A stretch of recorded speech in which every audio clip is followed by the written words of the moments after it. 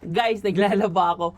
Kinuha lang naman tayo ni Itel. Mamayang 8 p.m. magle-live ako at eto lang naman ng mga product natin. Guys, wait lang.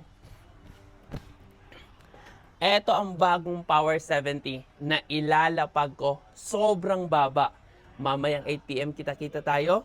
Meron din tayong S25, A50C at ang pinakabago ng Itel. Ang 020 Fit smartwatch na waterproof. Pwede gamitin kahit maglaba ka. Makikita dito yung heart rate mo. Kung magra-run ka, makikita dito. Yan. Meron siya mga activities na pwede. Okay? Sobrang dami niya na. Waterproof pa. Sobrang ganda ng durability. At eto lang naman ang P70 na may 6,000 milliampere plus casing na may power bank 4,000 milliampere. Guys, 10,000 milliampere na battery lives sa mismong phone. Paayuda, okay? Pag bibili ka nito, maglalapag ako ng 5 ayuda.